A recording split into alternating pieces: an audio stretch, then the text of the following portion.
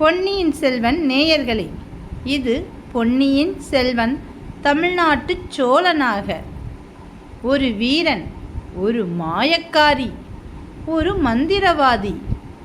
வந்தியத்தேவன் தப்பிக்க நினைத்தான். ஆனால் அவன் விழுந்ததோ இன்னும் பெரிய வலையில். அது நந்தினியின் மாய வலையா அல்லது சோழ சிம்மாசனத்தின் இரகசிய சதி கூட்டத்திலா? சித்திர மண்டபத்துக்குள்ள நின்றிருந்த அந்த வந்தியத்தேவன் சுவரில் இருந்த ஓவியங்கள் எல்லாம் ஒன்றொன்னா பார்த்துக்கிட்டு இருந்தான். விஜயாலய சோழன் முதல் சுந்தர சோழர் வரைக்கும் சோழர் வரலாறு முழுக்க உயிரோடு பேசுகிற மாதிரி அங்கே வரையப்பட்டிருந்தது. அதை பார்த்துக்கிட்டே இருந்தப்போ அவனுக்கு ஒரு விஷயம் மட்டும் தெளிவாக புரிஞ்சது. சோழ அரச குடும்பத்துக்கு எப்போதுமே பக்கபலமாக நின்றுருக்கிறது நம்ம பழுவேட்டரையர் வம்சம்தான். முத்தரையர்கள் ஒரு காலத்தில் தஞ்சையை ஆண்டப்போ அவர்களிடமிருந்து தஞ்சையை கைப்பற்ற உதவியதும் ஒரு பழுவேட்டரையர் தான். விஜயாலய சோழன் வயசான காலத்தில் கூட திருப்புறம்பயம் போர்வில் வீரமாக நின்னப்ப அவரை தோளோடு தூக்கிக்கிட்டு போனதும் ஒரு பழுவேட்டரையர் தான்.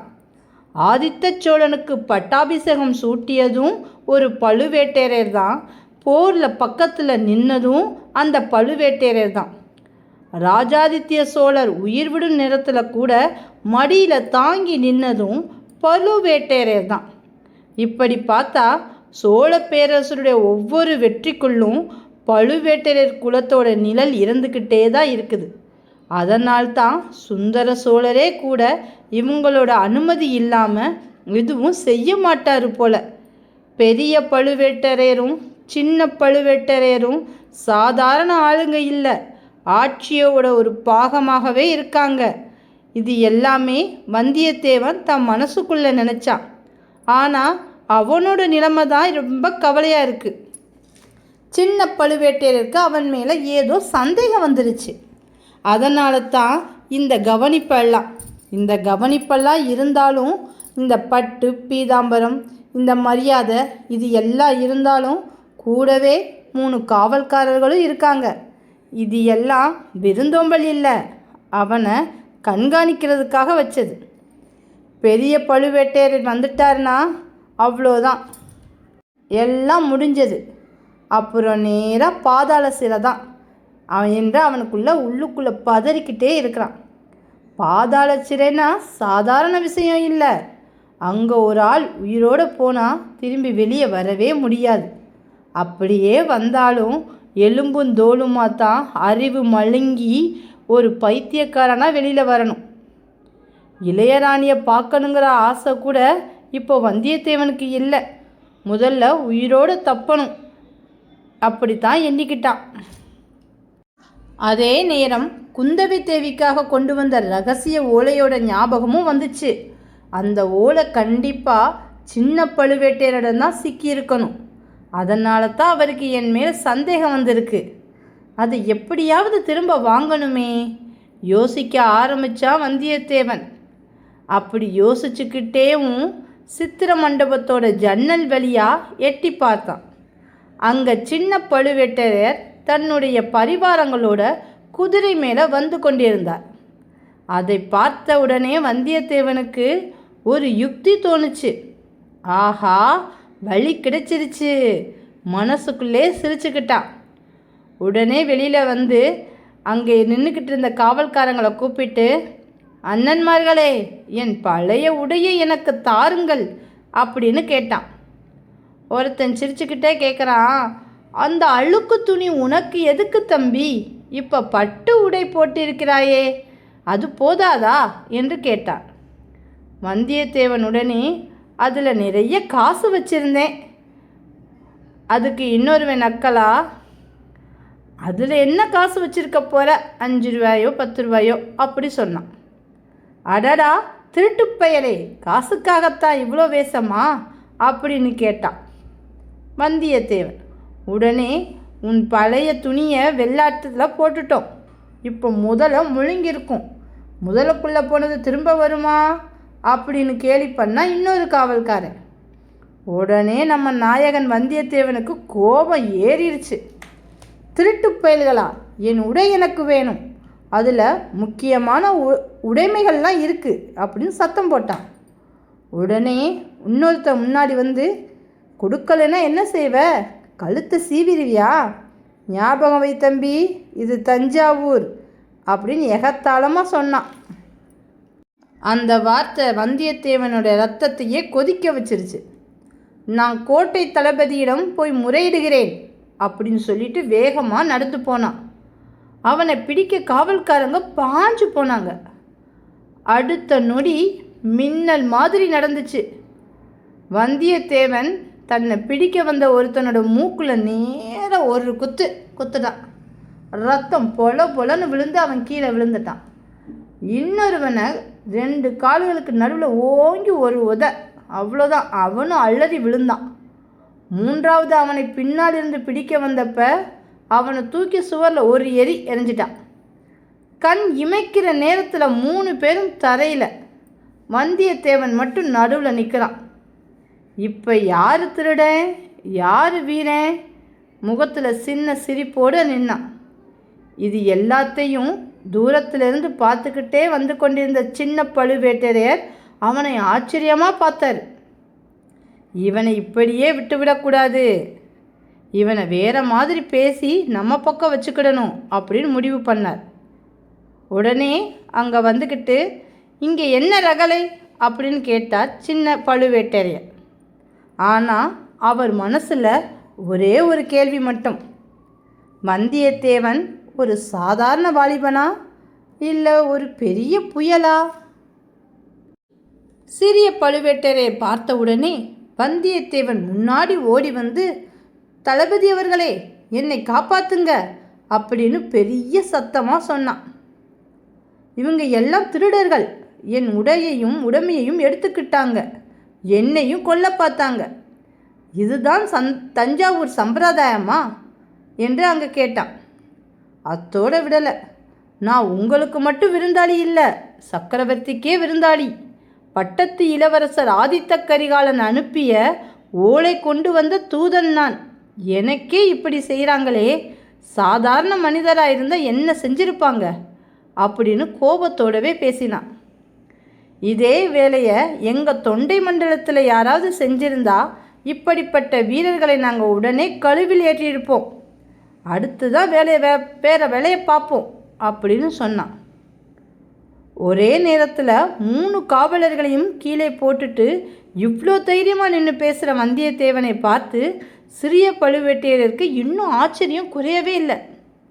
இந்த வீரன் மட்டும் நம்ம காவல் படையில் இருந்தால் எப்படி இருக்கும் அப்படின்னு மனசுக்குள்ளேயே நினச்சிக்கிட்டார். ஆனால் வெளியில் அமைதியாக மெதுவாக பேசினார். தம்பி, சற்று பொறுமையாக இரு, விஷயத்தை நன்றாக விசாரித்து சொல்கிறேன் அப்படின்னு சொன்னார். உடனே வந்தியத்தேவனும், அதைத்தான் நானும் சொல்கிறேன் ஐயா, நல்லா விசாரிங்க, என் உடையும் உடைமையில் இருந்த பொருளும் மட்டும் எனக்கு திருப்பி கிடைக்கணும் அப்படின்னு சொன்னான். அப்போ சிறிய பழுவேட்டையர் காவலர்களை நோக்கி, அடே மூடர்களே, நான் சொன்னது என்ன, நீங்கள் செய்தது என்ன கடுமையாக கேட்டார். அவங்க உடனே பயந்துக்கிட்டு, தளபதி அவர்களே, நீங்கள் சொன்னதைத்தான் செஞ்சோம். இந்த பிள்ளைக்கு நல்ல புழுக்காட்டி புத்தாடை அணிவித்து பட்டு பீதாம்பரம் கொடுத்து ஆபரணங்களும் நல்ல உணவும் கொடுத்து சித்திர மண்டபத்துக்கு அழைத்து சென்றோம். இந்த தம்பியும் அமைதியாக ஓவியங்களை பார்த்துக்கிட்டு தான் இருந்தான். திடீர்னு என்ன நினச்சானோ தெரியல, பழைய உடையை கேட்டு எங்ககிட்ட சண்டை போட்டான் அப்படின்னு சொன்னாங்க. அதை கேட்ட சிறிய பழுவேட்டரையர், இந்த 3 பேரும் ஒரு சின்ன பையன்கிட்டே அடி வாங்கினீங்க அப்படின்னு இரத்த கனல் வீச அவங்கக்கிட்ட பேசினார். உடனே அந்த 3 பேரும் சொன்னாங்க, உங்களோட விருந்தாளிங்கிறதுனால தான் நாங்கள் அமைதியாக இருந்தோம் ஐயா. இப்போ எனக்கு ஒரு முறை அமைதி கொடுத்தீங்கன்னா அவனை நாங்கள் ஒரு கை பார்த்துருவோம் அப்படின்னு சொன்னாங்க. உடனே வந்தியத்தேவனும், அவர்களுக்கு அனுமதி கொடுத்து தான் பாருங்களேன், எனக்கும் கொஞ்சம் அனுமதி கொடுங்க. சோழ குல பகைவர்களோட சண்டை போட்டு ரொம்ப நாள் ஆச்சு. அரண்மனை விருந்தாளிகளை எப்படி கவனிக்கணுங்கிறத நான் இவங்களுக்கு ஒரு பாடம் கற்பிக்கிறேனே அப்படின்னு சொன்னான். சிறிய பழுவேட்டையருடனே, சற்று பொறு தம்பி, உன் வீரத்தை சோழ நாட்டின் பகைவர்களிடம் மட்டுமே காட்டு, இது தஞ்சை சோழ சக்கரவர்த்தி இருக்கும் இந்த அரண்மனைக்குள்ளே எதுவும் வேண்டாம் என்று கூறினார். சரி தம்பி, இப்போ என்ன, உன் பழைய உடையும் அந்த உடைமையும் கொண்டு வந்து தர சொல்கிறேன். வேறு ஏதாவது அதில் உள்ளே இருந்துச்சா அப்படின்னு சொல்லி கேட்டான். ஆமாம் ஐயா, அதில் வேறு கொஞ்சம் உடைமையும் இருந்துச்சு, ஆனால் அது வெளியில் சொல்வதற்கில்லை அப்படின்னு சொன்னான். அப்போது சின்ன பழுவேட்டரையர் வந்தியத்தேவனை நோக்கி, வேறு என்ன பொருள் இருந்துச்சு? வழிச்செலவுக்கு கொஞ்சம் பொற்காசுகள் வைத்திருந்தேன் ஐயா என்று கூறினான். அடடா, இதற்காகத்தான் இவ்வளவு கோபமா தம்பி? நான் உனக்கு அதைவிட அதிகமான பொற்காசுகள் தருகிறேன் என்று கூறினார். வந்தியத்தேவன் உடனே நிமிர்ந்து கொண்டு, நான் ஆதித்த கரிகாலன், இளவரசரிடம் தூதுவன். யாரிடமும் கை நீட்டி பொருள் யாசகம் பெறமாட்டேன் ஐயா. என்னுடைய வார்த்தை அந்த பொருள் மட்டும்தான். இந்த வார்த்தைகளை சிறிய பழுவேட்டையருக்கு இன்னும் அவனை பிடிச்சு போக காரணமாயிற்று. சரி தம்பி, உடையும் பொற்காசுகள் மட்டும்தானா? வேறு ஏதாவது முக்கியமான பொருள் இருந்ததா அப்படின்னு மெதுவாக ஒரு நூலை போட்டார். அந்த கேள்விக்கு வந்தியத்தேவன் கொஞ்சம் தயக்கத்தோடு பதில் சொன்னான். அதை சிறிய பழுவேட்டையர் மெதுவாக கவனித்தார். ஆமாம் ஐயா, வேறொரு முக்கியமான பொருளும் இருந்தது அப்படின்னு வந்தியத்தேவன் இழுத்தான். என்ன அது தம்பி? அது ஒரு ரகசிய ஓலை. அப்படியா? அந்த ஓலையை பற்றி சொல்லலாமே. அது தங்களிடம் சொல்ல முடியாது ஐயா, அது ஒரு அந்தரங்கமான விஷயம். சிறிய பழுவேட்டரையர் கொஞ்சம் சிரிச்சுக்கிட்டே கேட்டார். தஞ்சை கோட்டைக்குள்ள கோட்டை தளபதிக்கு தெரியாத எந்த ரங்கமும் இருக்கக்கூடாது தம்பி. வந்தியத்தேவன் உடனே, ஐயா, நான் இளவரசர் ஆதித்த கரிகாலனின் தூதன். அவர் சொன்ன அந்தரங்க விஷயத்தை அவர் அனுமதி இல்லாமல் யாரிடமும் சொல்ல முடியாது அப்படின்னு உறுதியாக சொல்லிட்டான்.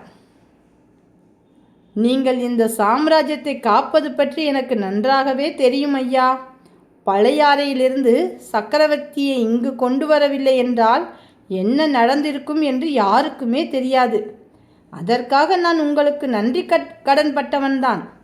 ஆனால் இந்த ஓலையை பற்றி மட்டும் கேட்காதீர்கள்.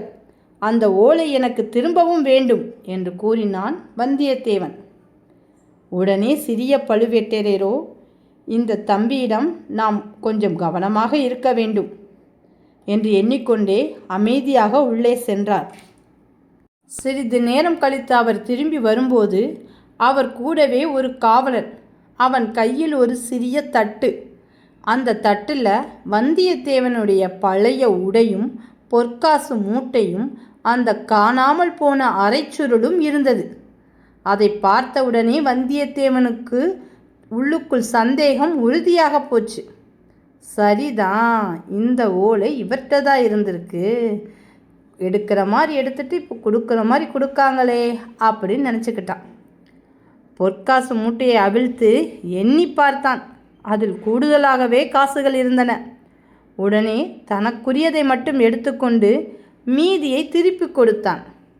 நான் ஆதித்த கரிகாலனின் தூதுவன் ஐயா, அதிகமாக ஆசைப்பட மாட்டேன். அவனுடைய நேர்மையை பார்த்த சிறிய பழுவேட்டரையர் மனசுக்குள்ளே பாராட்டினார். அப்புறம் வந்தியத்தேவன், ஐயா, நான் வெளியே கொஞ்சம் தஞ்சை கோட்டையை சுற்றி பார்க்கலாமா? இரவு வரைக்கும் பார்த்துவிட்டு வந்து விடுகிறேனே என்று கேட்டான். சிறிய பழுவேட்டரையரோ உடனே, கோட்டைக்குள்ளே எங்கே வேண்டுமானாலும் போ, ஆனால் கோட்டையை விட்டு வெளியே போகக்கூடாது. இரவுக்குள் திரும்பி வரணும். ஏனென்றால் கோட்டை தளபதி பெரிய பழுவேட்டரையர் வந்து கொண்டிருக்கிறார் என்று கூறினார். சரி ஐயா என்று தலையசைத்தான் வந்தியத்தேவன். அவனோடு கூட 2 காவலர்கள் வேறு இருவர் அனுப்பப்பட்டார்கள். அவர்களோடே சேர்ந்து நடக்க ஆரம்பித்தான். ஆனால் அவன் மனசில் ஓடியது என்ன தெரியுமா?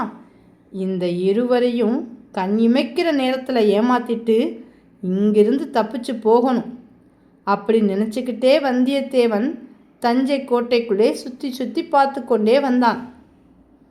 தஞ்சை கோட்டைக்குள்ளே சுற்றி பார்க்குற மாதிரியே வந்தியத்தேவன் நடந்து கொண்டே இருந்தான்.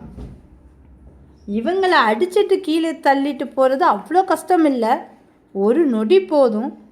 ஆனால் அதுக்கப்புறம் கோட்டை வாசலில் இருக்கும் காவலர்கள் கையில் மாட்டிக்கிட்டா என்ன செய்ய? அதனால் அவசரப்படாமல் சரியான நேரம் வரும் வரை காத்திருக்கணும் முடிவு செய்தான் வந்தியத்தேவன். வெளியில் அமைதியாக நடந்தாலும் உள்ளுக்குள்ள முழுக்க யோசனையிலே வந்தான்.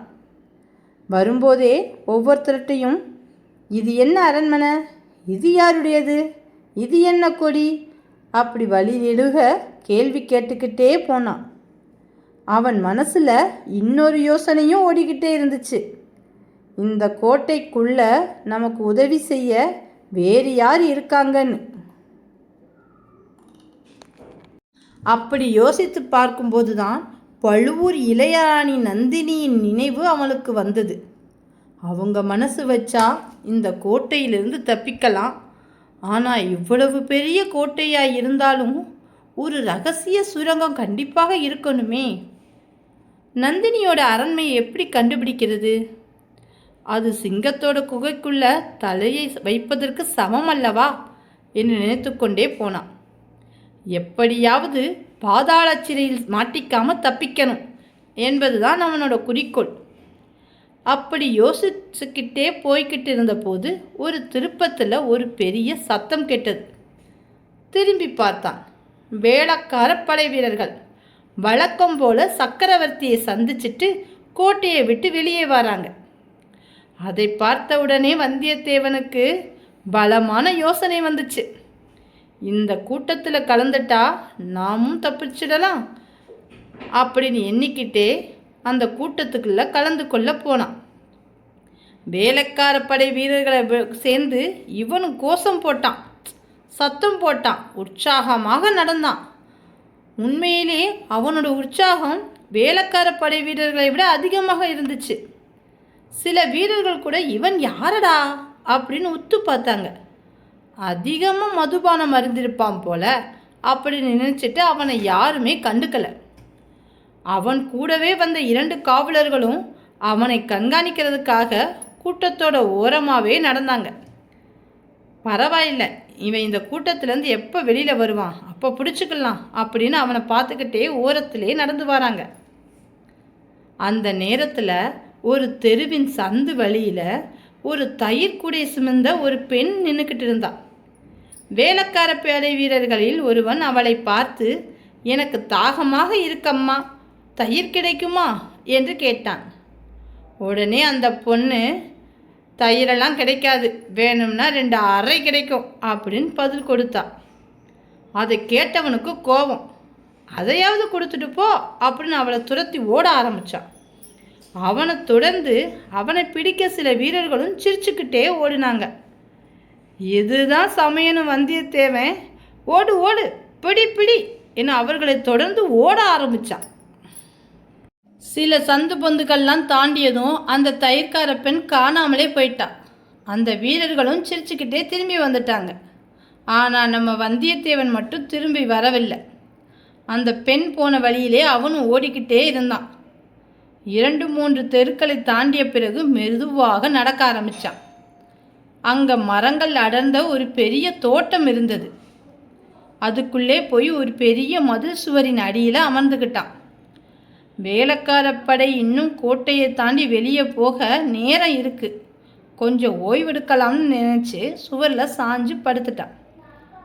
ஓடிய களைப்பில் அவனுக்கு தெரியாமல் தூக்கம் வந்துடுச்சு. சில நேரம் கழித்து பார்த்தா நிலவொளி உச்சிக்கு வர ஆரம்பிச்சிருச்சு. சில சலசலப்பு சத்தமும் கேட்டுச்சு. வந்தியத்தேவன் கண் திறந்து பார்த்தான். அவன் அருகிலே மரக்கிளையிலே ஒரு பெண் அமர்ந்திருந்தாள். அவளை மேலிருந்து பார்த்தான். அட என்னப்பா, மேலே வா அப்படின்னு சைகை செய்தாள். வந்தியத்தேவனுக்கு ஆச்சரியமாக இருந்தது. ஆனால் வேறு வழி இல்லை. மரத்தை பற்றிக்கிட்டு மேலே ஏறினான். மேலே போனதும் அந்த பெண் சொன்னாள், நல்ல தாமதக்காரன் தானப்பா நீ. அங்கே இளையராணி காத்துக்கிட்டு இருக்காங்க, நீ இங்கே நல்லா தூங்கிக்கிட்டு இருக்கியே அப்படின்னு கேட்டா. அதை கேட்ட உடனே வந்தியத்தேவனுக்கு கால் நழுவுற மாதிரி இருந்துச்சு. என்ன, இளையராணியா? எனக்காக காத்திருக்காங்களா அப்படின்னு அவன் மனசில் 1000 கேள்வி. நான் இங்கே இருப்பது அவர்களுக்கு எப்படி தெரியும்? இவர்களுக்கு ஏதாவது மாய மந்திரம் தெரியுமா? இல்லை வேறு யாருக்காவது வைத்திருந்த ஏணியில் நான் ஏறிட்டேனா? இந்த ரெண்டில் ஏதாவது ஒன்று தான் உண்மையாக இருக்கணும். அப்படி யோசிச்சுக்கிட்டே அந்த பெண்ணை நன்றாக பார்த்தான். இப்போது தான் அவனுக்கு புரிந்தது. அந்த மங்கை வேறு யாரும் இல்லை, அந்த தயிர் கூடை சுமந்த பெண்தான். வந்தியத்தேவனுக்கு இன்னும் ஆச்சரியமாக இருந்தது. உடனே அவள் சத்தமிட்டாள், சீக்கிரம் அந்த பக்கம் இறங்கி குதியப்பா, என்னையே பார்த்து கட்டு இருக்கிறாயே அப்படின்னு சொல்லிட்டு அவள் மரக்கிளையிலிருந்து இறங்கிவிட்டாள். வந்தியத்தேவனும் அந்த பக்கம் குதித்தான். கீழே இறங்கி பார்த்தா அது ஒரு பெரிய தோட்டம். அதை தாண்டி தூரத்தில் விஸ்தாரமான மண்டபங்கள், பெரிய பெரிய மாட மாளிகைகள், அரண்மனை கோபுரங்கள். அதையெல்லாம் ஆச்சரியத்தோடு பார்த்துக்கிட்டே இருந்தான். அம்மணி, இது யாரோட அரண்மனை அப்படின்னு கேட்டான். உடனே அந்த மங்கையோ வாயில் விரலை வைத்து, சத்தம் போடாத, அமைதியா வா அப்படின்னு சைகை செய்தாள். வந்தியத்தேவனும் அவள் பின்னாலே வந்தான். அந்த மங்கையோட பின்னால் வந்த வந்தியத்தேவன் மாந்தோப்புக்குள்ளே நடக்க ஆரம்பித்தாங்க. மரம் செடி கொடி எல்லாம் அடர்ந்த பாதை அது. அவள் மட்டும் எங்கே போகிறேன்னு தெரிஞ்ச மாதிரி வேகமாக போய்கிட்டு இருந்தா. வந்தியத்தேவனுக்கு ஒன்றும் புரியலை. சில நேரம் மரக்கலையில் மோதுற மாதிரி போய் நின்றுடான். சில நேரம் பாதை தெரியாமல் தடுமாறினான். அதை பார்த்த அந்த மங்கையோ திரும்பி, என்ன ஆச்சு, வழி மறந்து போய்விட்டதா அப்படின்னு கேட்டான். அதுக்கு வந்தியத்தேவன் திருப்பி, சத்தம் போடாத அப்படின்னு செய்கை செய்தான். எப்படி, நம்ம நாயகனாச்சே. ஏன்னா கொஞ்ச தூரத்தில் காலடி சத்தம் வேற கேட்டுச்சு. இருவரும் அமைதியாக நின்னாங்க. கொஞ்ச நேரத்துக்கு பிறகு அந்த சத்தம் தூரமாக போயிடுச்சு. அப்போ வந்தியத்தேவன் சிரித்தான். எதுக்கு சிரிக்கிறையப்பா அந்த மங்கை கேட்டாள். என்னை தேடி வந்தவங்க தான் நான் கிடைக்கலன்னு திரும்பி போயிட்டாங்க அப்படின்னு சொன்னான். அதை கேட்ட உடனே அவளுக்கு கொஞ்சம் பயம் வந்துருச்சு. ஒன்று தேடி வந்தாங்களா? ஏன், எதுக்கு அப்படின்னு கேட்டான். உடனே வந்தியத்தேவனை சிரிச்சுக்கிட்டு, என்ன தேடலைன்னா நான் எதுக்கம்மா மதில் மேலே ஏறி வர போகிறேன் அப்படின்னு சொன்னான். அப்போது அந்த காற்றடிச்சதில் நில ஒளி வந்து அவன் மேலே நல்லா பட்டுச்சு. அப்போ அவளை நல்லா உத்து பார்த்தா அந்த மங்கை. அட, நீதானப்பா அப்படின்னு கேட்டான். வந்தியத்தேவனும் சிரிச்சுக்கிட்டு, நானே தான், ஏன் அப்படி கேட்குற? போன தடவை வந்தப்ப பெரிய மீசை வச்சிருந்த, இப்போ இல்லையே, அதுவும் இன்னும் இளமையாக வேற தெரியலையே, அதான் கேட்டேன். அதுக்கு வந்தியத்தேவனும், உற்சாகம் இருந்தால் இளமையாக இருப்பது தானே, அதுவும் மகாராணியோட தயவு இருக்கும்போது என் உற்சாகத்துக்கு என்ன குறைச்சல் அப்படின்னு நக்கலாக சொன்னான். உடனே அந்த பெண்ணுக்கு கோவம் வந்துருச்சு. பரிகாசம் செய்யாதே, எங்கள் ராணி இப்போ இளைய ராணியாக இருக்கலாம், ஆனால் ஒரு நாள் மகாராணியாக மாறுவாங்க அப்படின்னு சொன்னான். அதை கேட்ட உடனே வந்தியத்தேவனுக்கு தன்னுடைய சந்தேகம் தீர்ந்தது. நம்ம பார்க்க போகிறது ஒன்று பழுவூர் இளையராணியாக இருக்கணும், இல்லைனா மதுராந்தகரின் மனைவியான சிறிய பழுவேட்டரையின் மகளை பார்க்க போகணும். இவங்க 2 பேரில் யாராவது ஒரு ஆளாக தான் இருக்கும் அப்படின்னு தீவிரமாக யோசிச்சுக்கிட்டே வந்தான். அவங்க 2 பேரும் மந்திரவாதி எதிர்பார்த்து இருந்திருக்காங்க. அந்த நேரத்தில் நான் வந்ததுனால என்னையை கூட்டிகிட்டு வந்துட்டாங்க. எதுவாக இருந்தாலும் தைரியத்தை கைவிடக்கூடாது வந்தியத்தேவா. தைரியம் இருக்கும் வரை வெற்றி நிச்சயம். தன்னைத்தானே சமாதானப்படுத்தி கொண்டான். அப்படியே நடந்து போய் ஒரு லதா மண்டபத்திற்கு அருகிலாக வந்தாங்க. அந்த மண்டபத்திற்கு இடது பக்கம் ஒரு பெரிய மாளிகை தீபங்களால் முழுக்க பிரகாசமாக ஜொலிச்சுக்கிட்டு இருந்தது. இன்னும் பிற சத்தங்கள், நாதங்கள், இன்னிசைகள் அந்த மாளிகையிலிருந்து வந்து கொண்டே இருந்தது. அதற்கு எதிரே இருந்த இன்னொரு மாளிகை முழுக்க இருட்டு, அமைதி, எந்தவித சத்தமுமே இல்லை. 2 மாளிகையும் 2 உலகம் மாதிரி இருந்தது. உடனே அந்த மங்கை இங்கேயே இருன்னு சொல்லிட்டு உள்ளே போயிட்டா. வந்தியத்தேவன் அமைதியாக நின்னான். உள்ளே போன அந்த மங்கையின் குரலும் அதோடு சேர்ந்து இன்னொரு பெண்ணின் இனிய குரலும் கேட்டது. வரச்சொல் அவனை, கேட்பானேன், அவனுக்காகத்தானே இவ்வளவு நேரம் காத்திருந்தேன் என்ற இனிய குரல் பேசியது. அந்த குரலிலே ஒரு மயக்கம் தெரிந்தது வந்தியத்தேவனுக்கு. சிறிது நேரத்துக்கு பிறகு அந்த மங்கை வெளியே வந்து வந்தியத்தேவனை அழைத்து கொண்டு சென்றாள். உள்ளே தங்க விளக்குகள் பிரகாசமாக எரிந்து கொண்டிருந்தது. அந்த ஒளியில் பழுவூர் இளையராணி தங்க மங்கையாக நந்தினி அமர்ந்திருந்தாள். அவளை பார்த்தவுடனே வந்தியத்தேவனுக்கு ஒரு நொடி மெய் மறந்து போய்விட்டது.